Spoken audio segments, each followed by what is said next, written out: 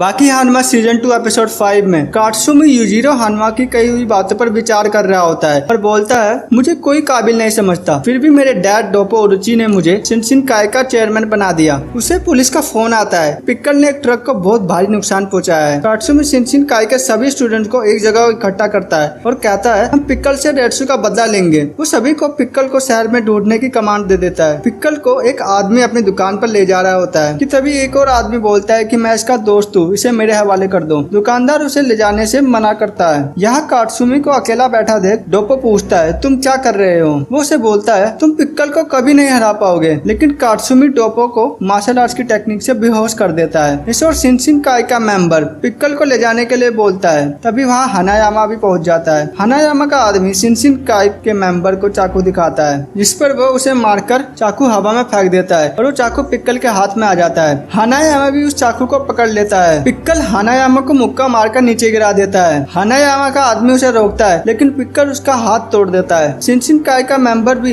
क्यों आगे बढ़ने से रोकता है और उस पर काफी घूसे और लात मारता है, लेकिन पिक्कल उसे एक ही थप्पड़ में सुला देता है। अब हानायामा फिर पिक्कल के सामने खड़ा हो जाता है। पिक्कल उसे धक्का मारकर आगे भागने की कोशिश करता है, लेकिन हानायामा उसे रोक देता है और बोलता है, तुम भले ही डायनासोर को हरा दो, लेकिन तुम मुझे नहीं हरा पाओगे। हानायामा का साइज भले ही छोटा हो, लेकिन उसमें एक डायनासोर से भी ज्यादा ताकत थी और किसी तरह वो पिक्कल को रोक लेता है। वो पिक्कल के मुंह पर हल्के से चाटा मारता है और उसे शांत कर देता है। फिर बाकी भी वहाँ पहुँच जाता है। पिक्कल को देख बाकी उसकी तारीफ करता है। वो पिक्कल से बोलता है, मैं तुम्हें देखना चाहता था। पिक्कल बाकी से हेलो करता है। बाकी भी उससे हाथ मिलाता है, लेकिन वो गोल घूम जाता है। पिक्कल की इस चाल पर बाकी उसके मुंह पर एक किक मार देता है। वो पिक्कल से सॉरी भी बोलता है। हानायामा और बाकी पिक्कल को लेकर वहाँ से चले जाते हैं। इसके बाद कात्सुमी भी वहाँ पे पहुँच जाता है। वो उनसे पूछता है कि पिक्कल कहाँ है। उसे पता चलता है कि बाकी पिक्कल को लेकर यहाँ से चला गया है। वो शिनशिनकाई के मेंबर से पूछता है कि तुमने उसे यहाँ से जाने क्यों दिया। वो उसे बताते हैं कि हम उन्हें रोक नहीं पाए। फिर कात्सुमी कहता है, कोई बात नहीं, हम पिक्कल से बदला ले या वो लोग बदला ले, बात तो बराबर ही है। वो पूछता है कि क्या तुम्हें लगता है कि मैं पिक्कल को हरा पाऊंगा?